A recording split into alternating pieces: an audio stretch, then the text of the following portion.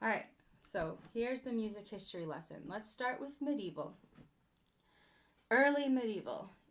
The composer Yared, from the year 500, 525 to 571. He was in his 40s when he died, so they didn't live as long back then. People did not live as long. Let's hear. From Ethiopia, the year 525.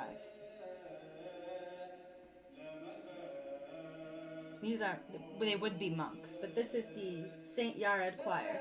There's actually a school in Ethiopia of music called the Yared School of Music. So we hear one melody line, we hear some percussion, some drums and bells.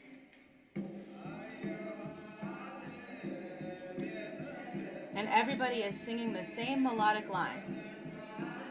So this is monophonic music because it has one melody.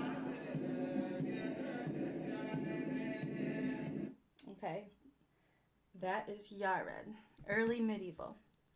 Let's move on to a Gregorian chant. Those were sung by monks. This one is called Agnus Dei, and it comes from the Syrian tradition of having a Lamb of God representing Jesus, I believe. So Pope Sergius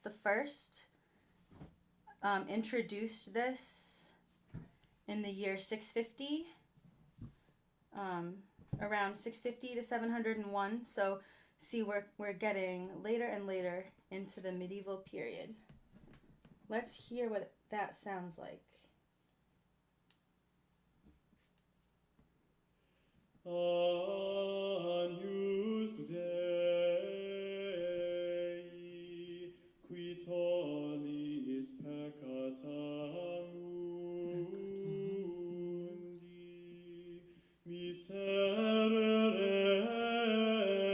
nobis. Recognize some words, Latin words, miserere.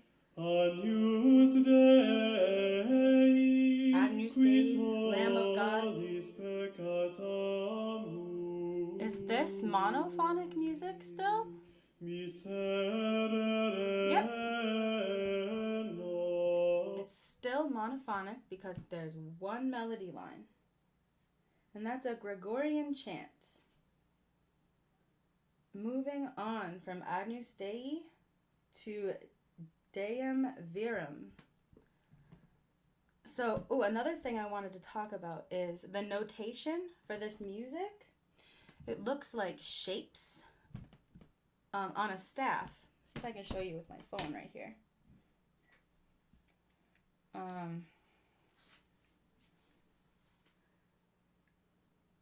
See how they look a little different than our notes?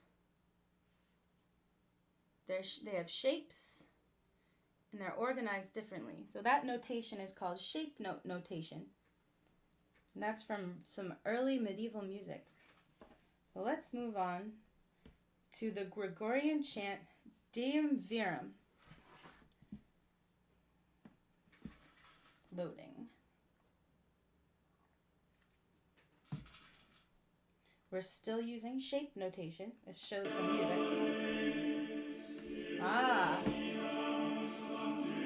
How many voices are there? How many melodic lines are there?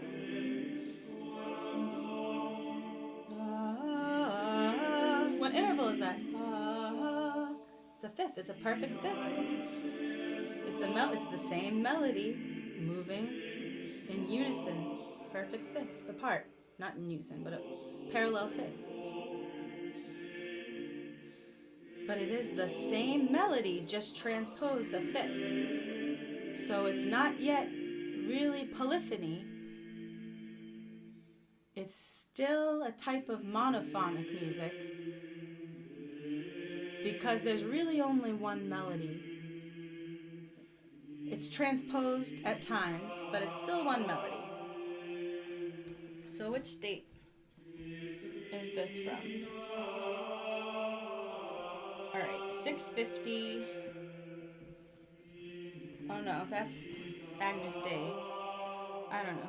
Dame Virum. Oh yeah, put it here. It's a little later. Can you see? 900s to about 1,000. I wasn't sure. It's hard to find the exact date on these. Do you hear the parallel fifths moving like that? That's characteristic of shape note music, of medieval music, of Gregorian chants. So these would be monks that would sing the Gregorian chants. All right, so let's move on to a piece that kind of connects the medieval with the Renaissance period. Philippe Verdelot was a composer from France, and in the mid 1400s, he added a polyphonic. I shouldn't have given it away, but he added some extra music to the Agnus Dei, the same melody. He also, in the recording I have, we're speeding up the tempo too, but it is the same melody as the previous Agnus Dei. Let's hear. Agnus Dei, qui tollis peccata mundi, miserere nobis.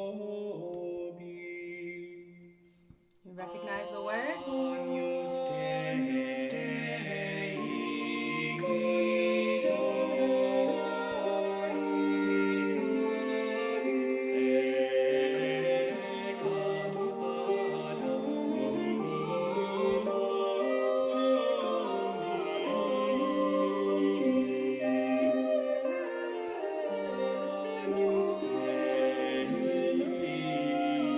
Do you hear how the musical lines are going all over the place? One's going up while one's going down. They're making contrary motion, going like this or like this. You can see the musical notes travel up, travel down. There's a lot of variation. So that's the first introduction to polyphonic music.